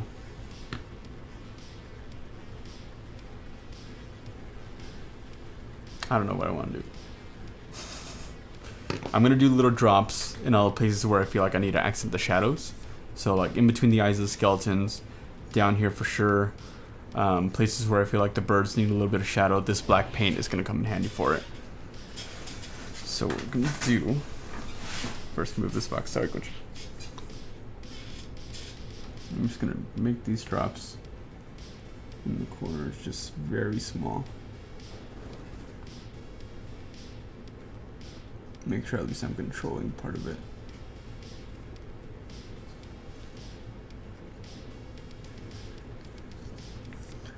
I'm also gonna put it in between some places where I feel like I need to highlight the skeletons. So it drips down. There we go.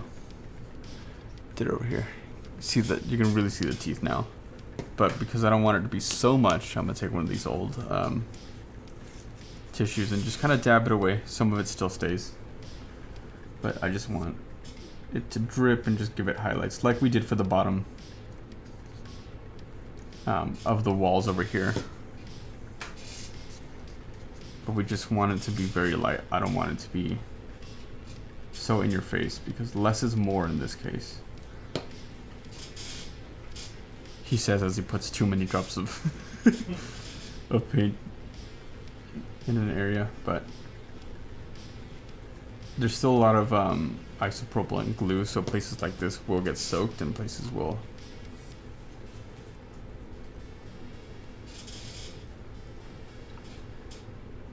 the paint will disappear into, but I don't mind it because it's gonna actually just get into all those corners, make it look darker, just really fill in and give it more character. You can kind of see it a little bit there now. But compare the color of the gray on this side that I haven't put any paint to the color over here. It's already so much darker, and that's what I really want. So we're just gonna rinse and repeat, continue with that. For the rock over here, I think I might go in and actually add some traditional paint into it.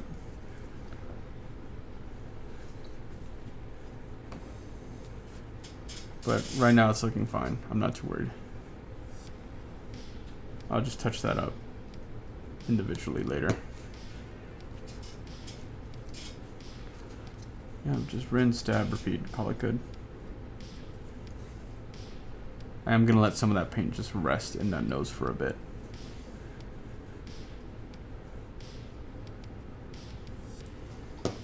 Nose and the eye right there. Put a little extra, but that's fine. I wanted to sit as I just kind of dab it, and it gets into all those corners.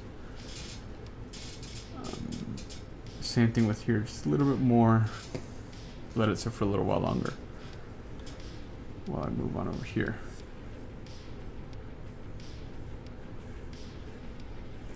Now for this stuff, I kind of want the paint to trickle down here like it did already to the cheek part of the skeleton.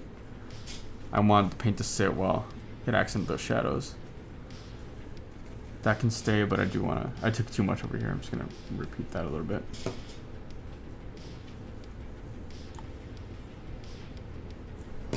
Actually, I wonder. Slight dabs. Remember, kids, light dabs. Good, nobody should see that. If you're wondering what just happened, I did a light dab. Yeah, that's right, I dabbed in 2022. I don't know what I become.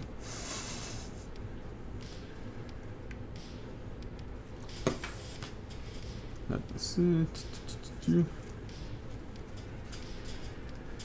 With techniques like this, I made the paint a lot thinner. That's what I wanted. But if you wanted this to be thicker, you can use it to get the appearance of like oil stains or grease stains with whatever type of paint you're using, blood stains. All this is applicable to other techniques. You just got to be creative with the desired effect. A lot of model railroaders kind of use this stuff to give the impression of, like I said, oil stains and things. Especially if they're making steam engines or diesel engines. But one's dirtier inherently than the other. It just depends on how detailed you want to be. This is also a great way to kind of like give color and texture to like Star Wars model kits. Or if you're making a mech. All that stuff really just can be applied to whatever. So be creative with what you see here, and if you want it replicated somewhere else, just think of the practical applications, and it's very easy to get going. It's just, you know, the doing part of it. Now I'm not going to put so much everywhere because I don't want it to look uniform. I do want there to be highlights of the gold and the gray, so I'll keep that as is. But I did put a lot more extra dots up here so that it just soaks in and really gives it that appearance of shadow. And it went too far on the side. That's why we dab it away. And then I think I will be lining the edge. I just want to give it a try here. See what it looks like. Let's do here at the bottom. I'm putting the black at the very bottom of the whole display piece. Want it to just kind of soak and give it like a highlight more of that border that I was talking about at the beginning of the stream, so that kind of gives it some space to differentiate, kind of accent the top without taking so much away from it. Just gonna wipe off the edge here. Yeah, like that. Kind of see how it highlights a little bit more of like the canyon wall, if I want to call it a canyon. I wiped away too much, that's fine. Yeah. Now,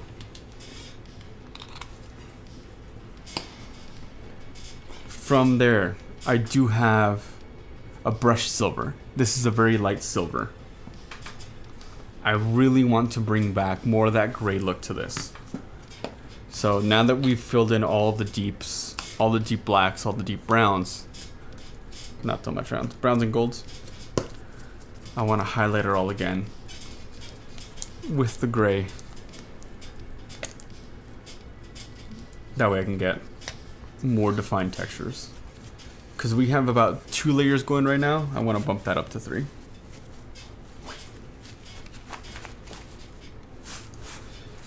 Same technique with the paint as before, just kind of putting it down here. A little bit of water. In this case, ISO, I want to dilute it.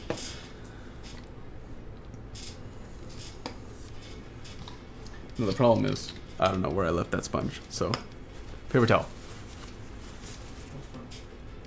The one that I've been using to paint, but you know, paper towel.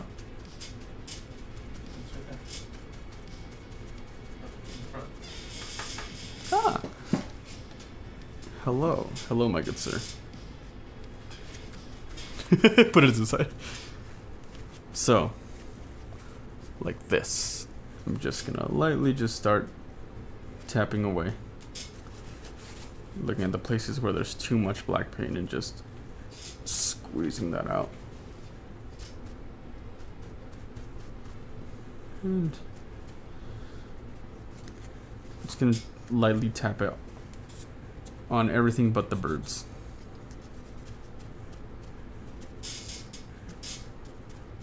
I think I will leave that rock. Gives it a little bit of a gold up above, making it look a little bit more visually interesting. And with the skulls right now, I will just fill that in a little bit more as well.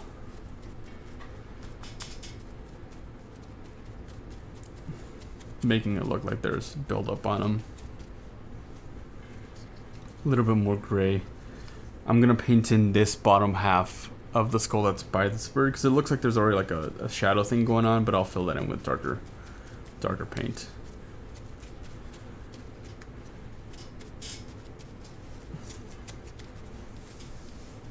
I want that to be hidden in shadow a lot more.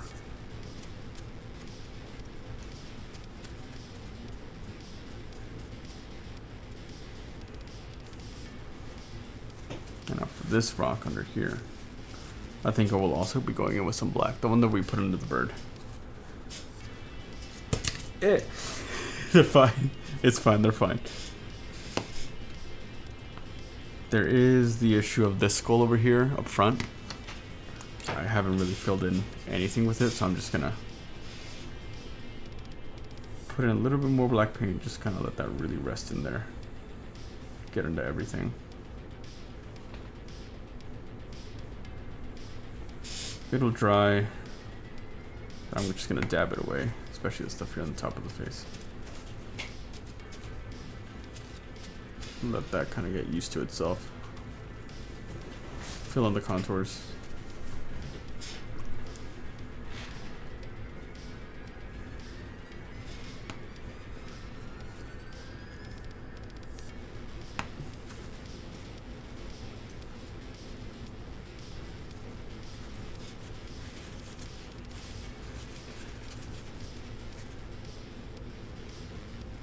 I'm just working here with the air bubbles that have kind of just poked up on the eye holes, but just pat them away. I think later on, and then I'll have a revisited look at these guys, but I want to, with the proper brush and with more or less diluted paint, really go in and paint on the skulls themselves, because I want to get some finer attention on the lines again in the corners that I can't right now with the sponge or any of these paper towels.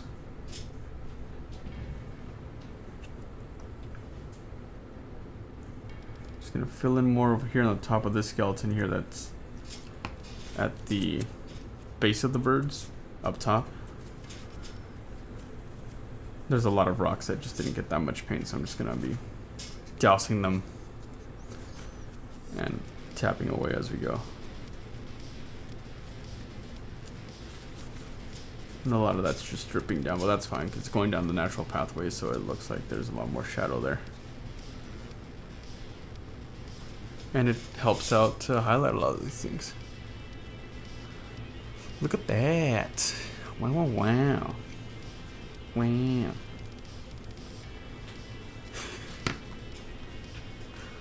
Our wives have the, what's his face? The,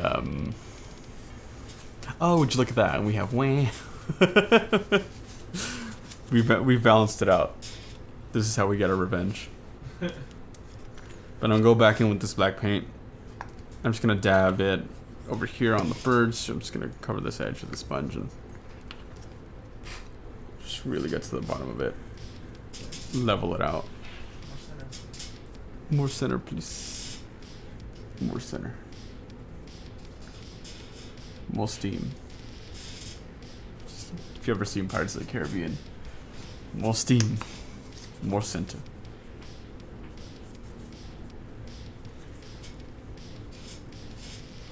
I think the biggest miracle that we'll see from this stream and from this whole painting thing is just how often, here I'm going to mix in the gray with the black, give the birds a different color, is how often this mat's going to get cleaned up.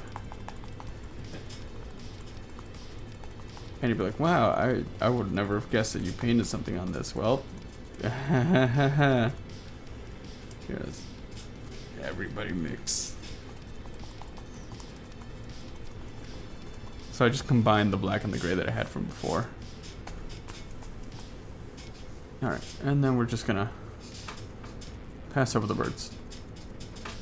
The gray was nice, but I think that there's too much gray and black. So I'm just gonna have these birds go back to just being all black. I don't want them to all look the same. So keeping them separate from the rest of the display is gonna just really make them pop a lot more. There will be some like silver highlights left over, and I'm gonna be conscious of that, but I want all this to really have its moments. I really want there to be different layers and textures to everything in this whole display.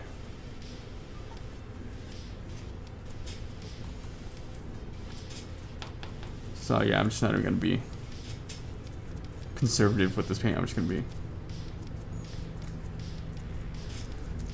very, very, very, very, very liberal with it. Huh.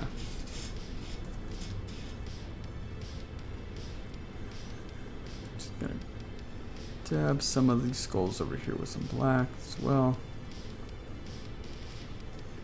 Leaving the domes kind of like exposed.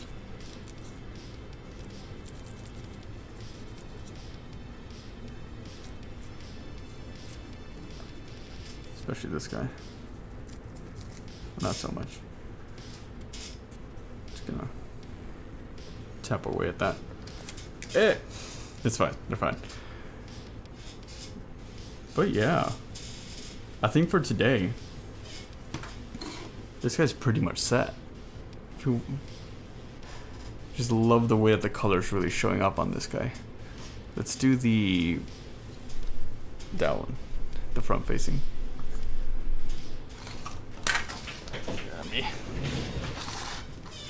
Put it right here in the middle for you guys.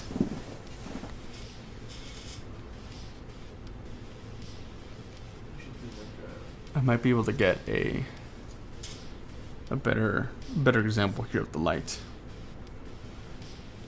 I'm gonna turn on my phone. I'm gonna put up the brightness on the flashlight so you guys can see as well.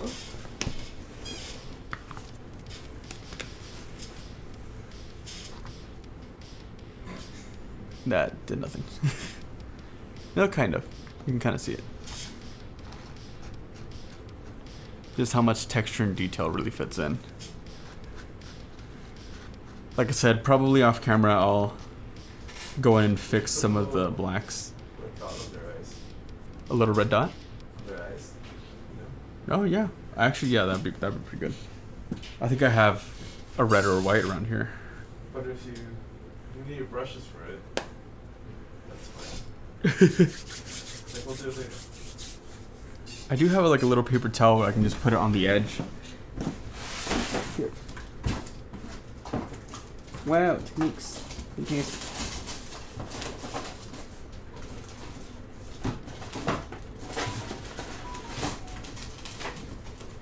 I've got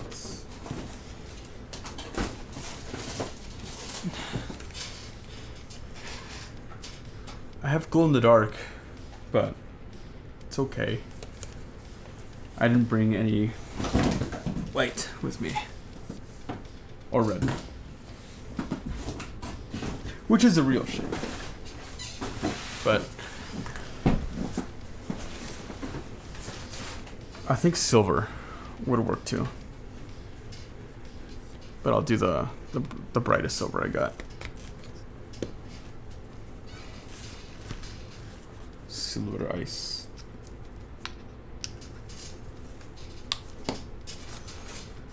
For this guy, I'm gonna roll up. Here, I'll just do a new paper towel. I don't want to risk mixing too many paints together.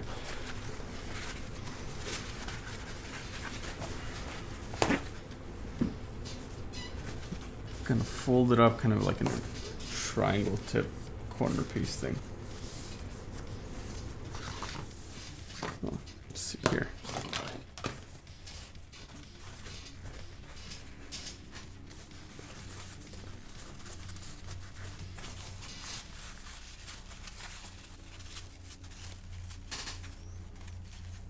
Kind of like a little fountain pen.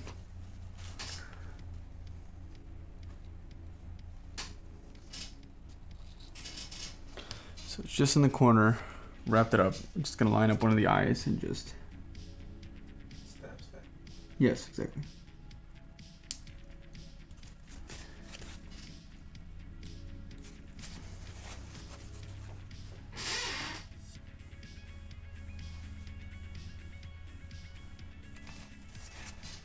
Now, I learned from this one. I put a little too much on there, so I'm just gonna clean up that edge real quick. A little bit of pressure. I don't want too. I want to put a little bit of pressure, but not so much so that it covers up the silver of that eye. But I think that's fine. Moving on to the next one. Squeeze out a little bit more. A little less paint. Huh, this guy already has a hole for a what would look like to be a iris. There we go. That's what I'm trying to say.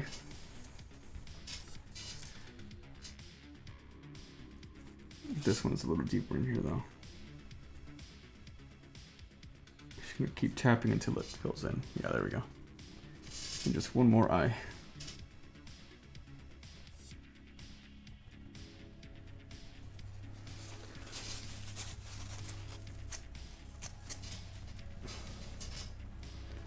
Then, like I was just doing before, I'm just gonna help cover this up. It's a little bit more black.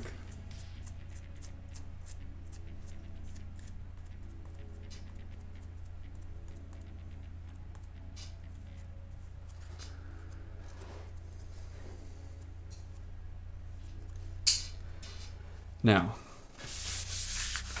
pretty happy with this.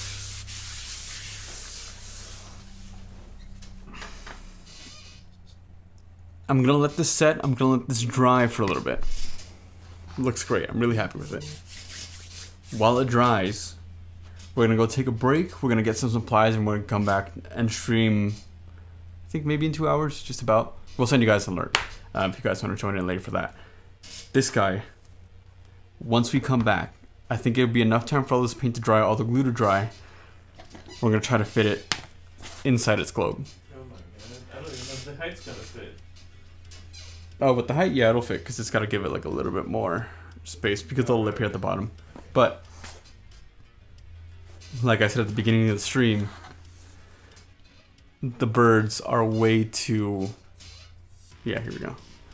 The birds are way too wide to go into the actual opening part of this guy. So I'm gonna have to do some real interesting maneuvering to get him to fit.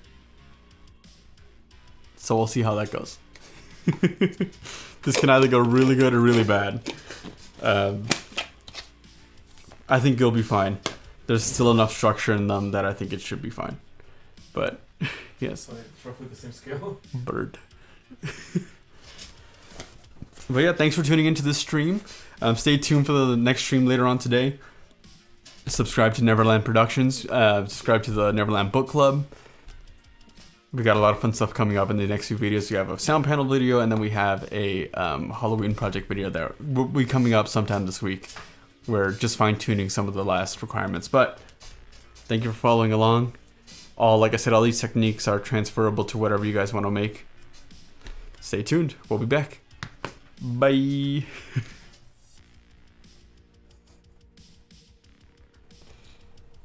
Got it. All right, cool.